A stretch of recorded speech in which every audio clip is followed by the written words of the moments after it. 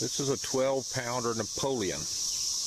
Napoleon was probably the most common Civil War cannon. It is of the classification of cannons known as field pieces. These were the guns that were light enough to be carried around by teams of horses. Usually 6 horses or 4 mules could pull one of these guns, crewed by typically 6 to 8 men.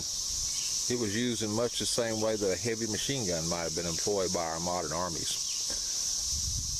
It would travel along and provide direct supporting fire, line of sight to the infantry soldiers. It gets its name from a solid 12-pound iron ball that it fires. They're about 500 yards out. It would just bounce it, hang low, and it would just...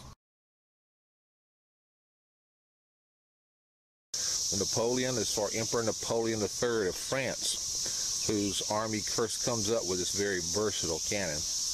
Now this gun is a smoothbore cannon, and there are rifled cannon in use in the Civil War, but this is a time of transition between rifling and smoothbores.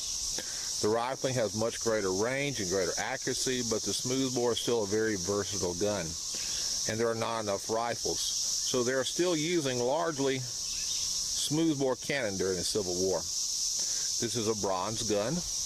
It is a nice green color right now. This patina is called verdigris. It's a type of mild corrosion, but the guns were originally a bright brass color, as you'll be seeing in this next little clip I'll show you.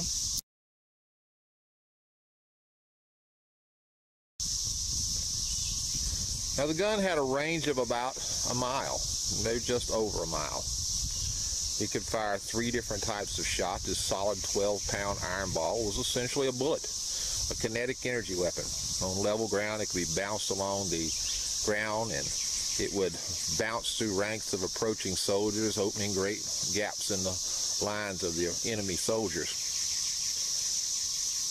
In other occasions, there were 2 different types of exploding shells used for the Napoleon. One, simply called shell, was a hollow cast iron shell.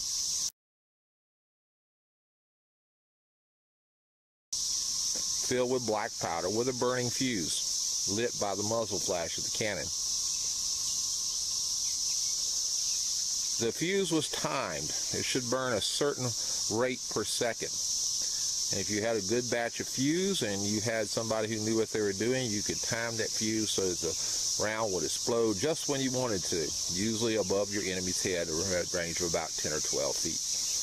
You also had another type of exploding shell. This was known as spherical case. Spherical case had a smaller powder charge but more projectiles. The powder charge basically burst the iron case, and a shower of 69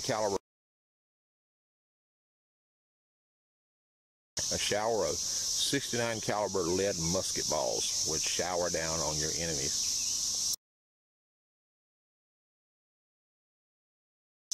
Now a little bit of terminology for these guns. It is a muzzle loading cannon. This is the muzzle of the cannon, the business end.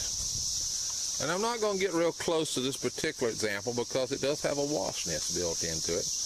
But I'll show you some other examples, and they'll be attached right about here.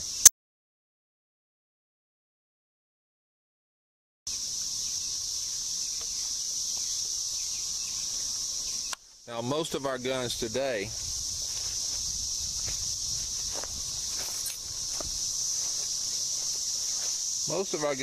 are breech loading cannons. This is the breech of the cannon.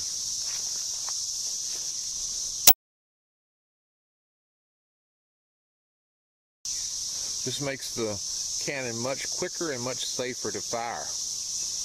Breech loaders are developed in the Civil War, but they are not widely used until late in the war.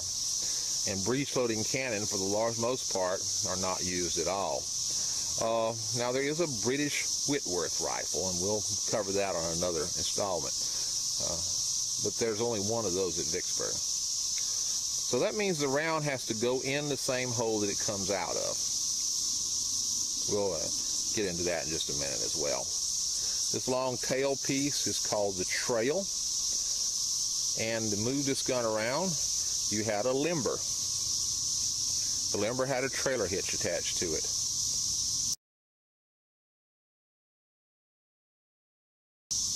And this trailer hitch is called a trailer hitch because the trail of the cannon actually attached to it. So that's actually the origin of the term. So the next time you hook up a boat or a camper, you're actually using an artillery term.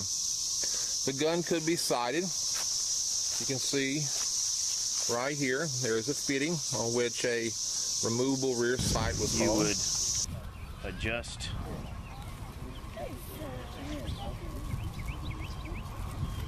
adjust it to whatever you needed it to, and line that up with the muzzle sight.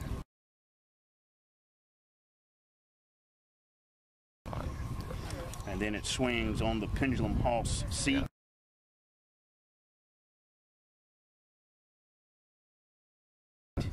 At the breech of the cannon, swing left to right. It will also swing front to rear, allowing you to aim the cannon on an incline. Before this, you actually had to dig out a level platform to be able to aim accurately.